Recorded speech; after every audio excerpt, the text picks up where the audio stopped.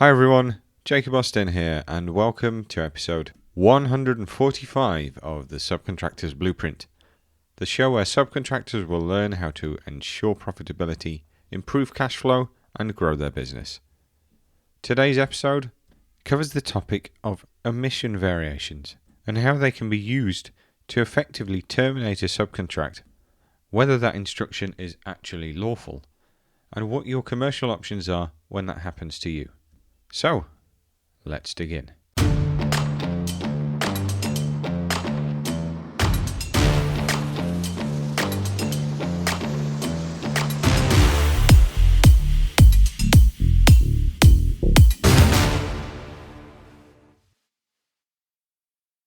Here's a scenario that happens in UK subcontracts more often than it should, and it almost never gets handled correctly. You're on a project. You've priced the work, you've resourced it, you've planned it into your program, and then 3 months in, you get a variation instruction. Not the kind you want. The main contractor is omitting a significant chunk of your scope.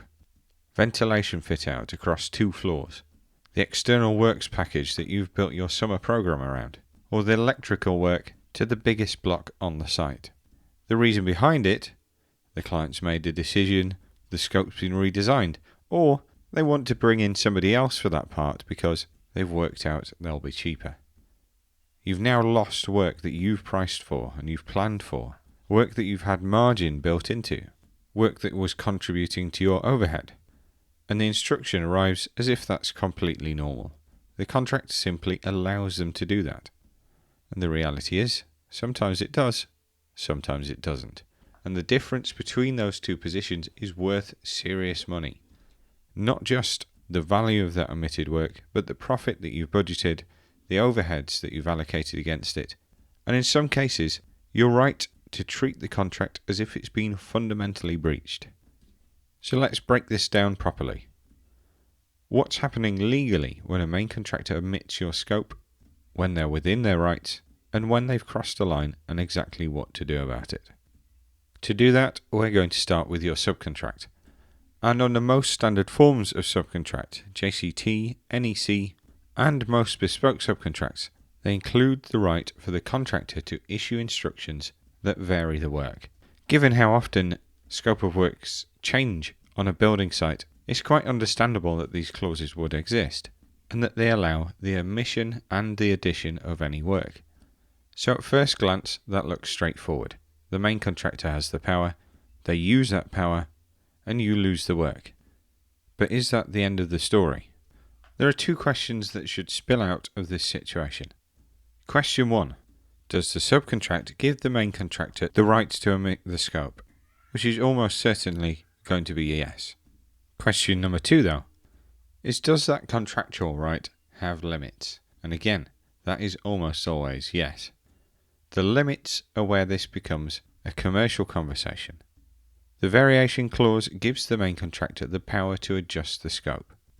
What it doesn't give them, and this is the critical distinction, is the power to omit work specifically so it can be given to another contractor. That's not really a variation. It's not the client saying they don't want that anymore. It's not the design developing in a particular way. It's a partial termination for convenience, carried out through the back door of the variation mechanism. Courts in the UK, in Australia, Canada, Hong Kong have come to similar conclusions on this.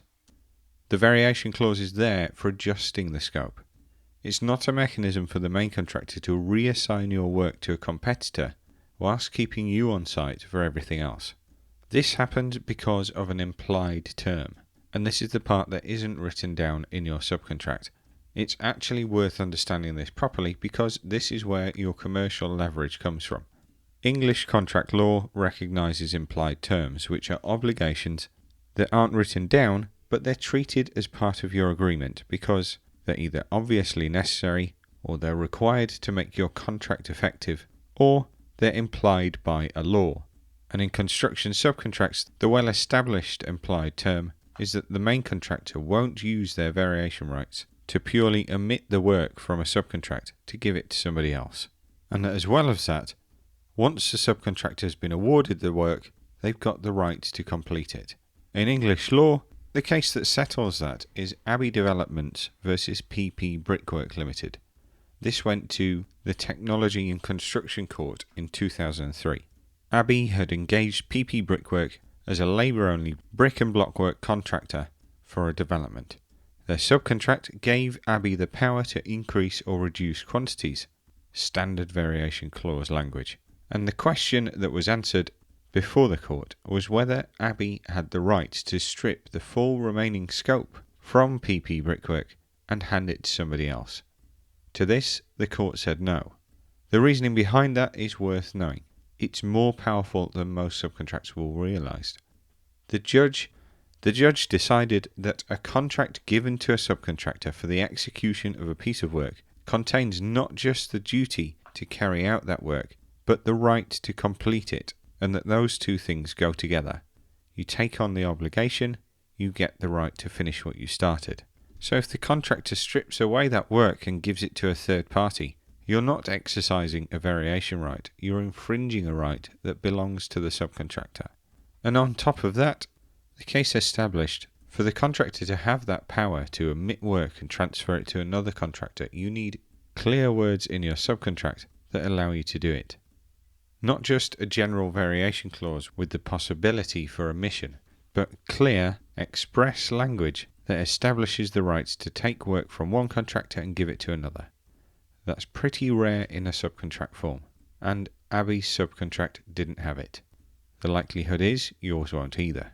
And that there is going to cut off the main contractor's usual source of defence. Their reason for omitting is legally irrelevant here, whether it's commercial pressure, client instruction, cost saving, program change. None of these arguments address the legal question, whether the contract gives them the right to transfer that work to somebody else. If it doesn't, then whatever cock and bull story they're coming up with this time really doesn't matter. That omission has become a breach of contract, and what that now means is that you can claim for the profit that you would have made on that work as if you'd been able to see the job through. So how do you know as a subcontractor whether you're falling foul of this situation? There's a pattern that tells you whether you're dealing with an unlawful omission rather than a legitimate scope adjustment, and it's got consistent features.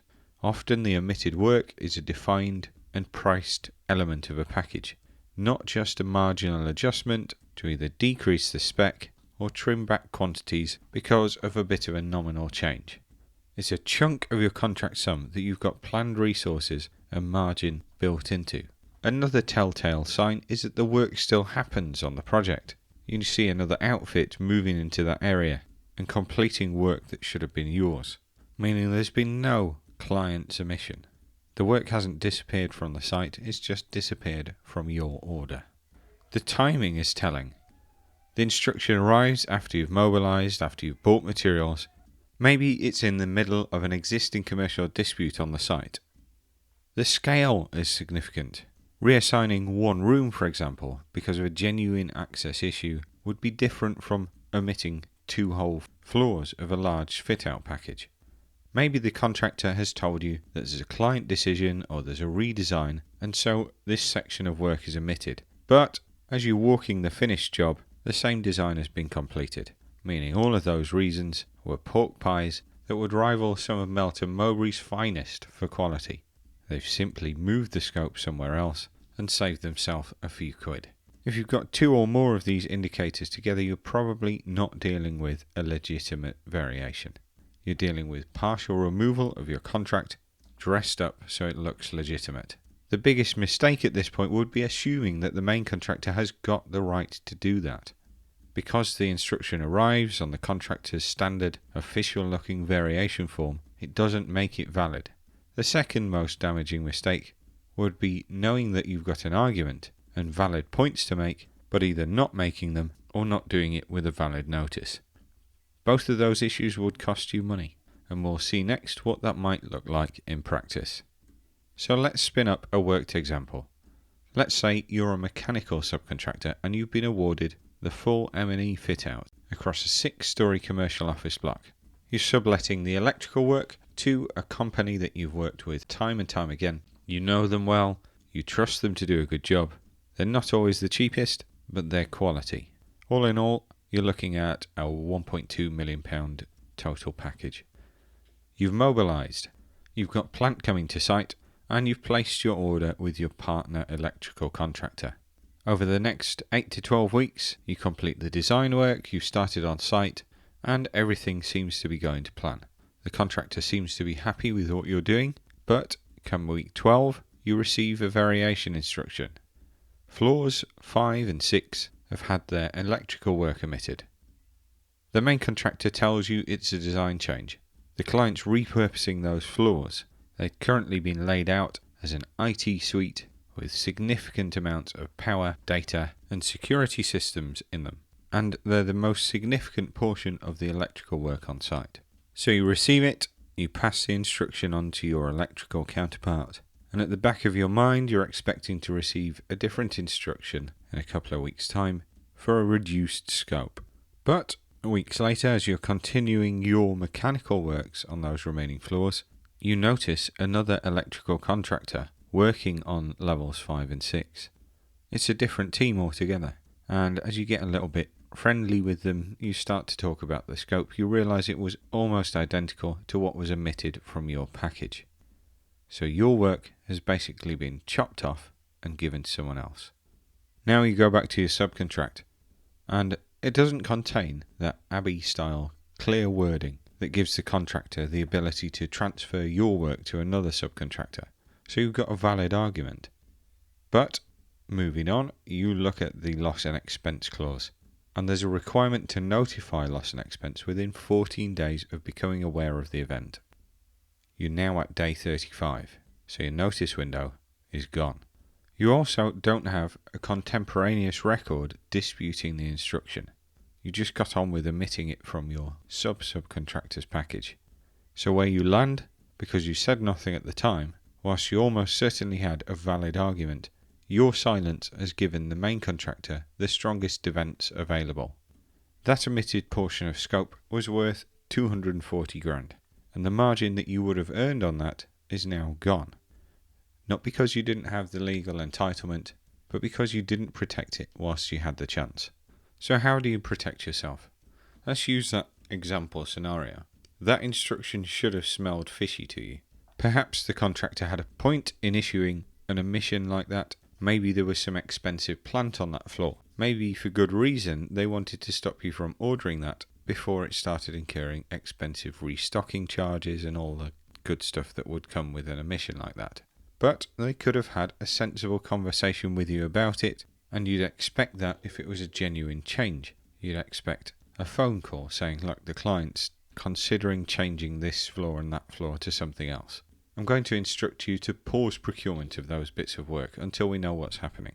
You'd probably respond to that with a delay notice, which the contractor would understand, and because this is coming from the client and they'd have a home for the cost, they probably wouldn't get too excited about it. But in reality, they've just issued you a straight instruction omitting the work. When you get that, you're probably going to ring them, see what the crack is, but you also need to respond in writing to it. If you're getting the sense from your verbal conversations with them that they're not being entirely genuine with you, that's going to prompt that written response sooner rather than later. Most subcontracts will give you a short window in which to challenge a variation instruction. And if you believe that the omission is being used to strip your scope and give it to somebody else, then write back the same day. Formally state you dispute the instruction as a valid omission under the variation clause, and that you reserve your rights to claim any loss of profit and overhead arising from it. What you don't do is stay silent and just comply with that instruction.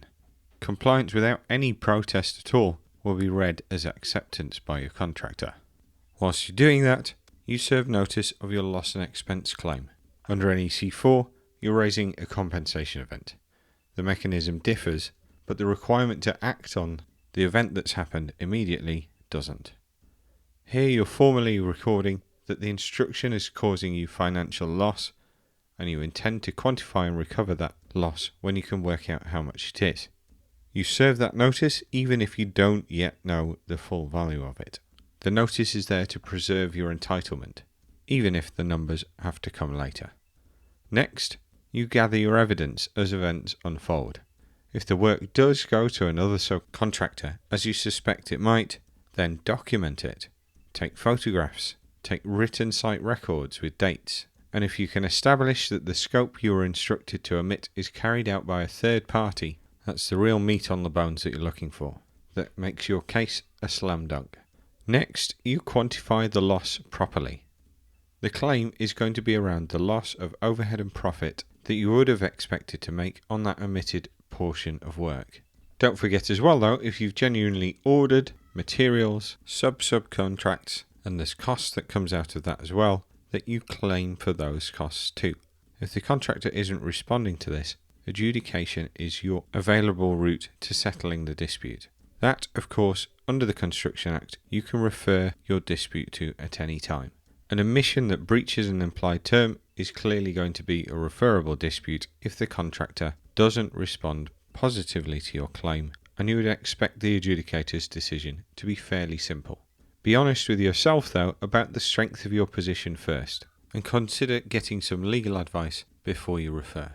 If the omissions are so substantial they effectively hollow out your subcontract to a shell of what it was, maybe 60, 70, 80% of your scope handed to other contractors, there's a further argument of what we call repudiation.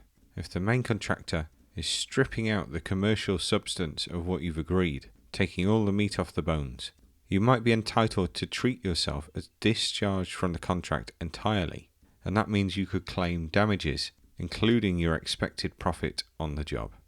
The threshold for that is high, and this is a real special situation. But in the right circumstances, it's a real and proper claim, but it needs specific legal advice and carefully putting together.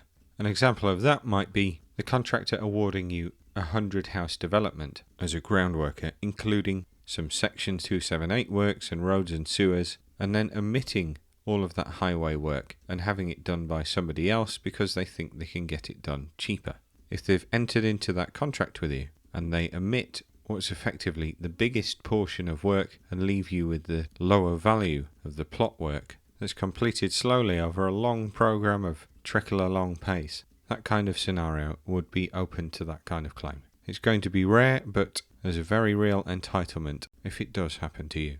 So your key takeaways from today's episode: if you get an instruction that doesn't feel right, omitting a large portion of your work, then respond in writing to it.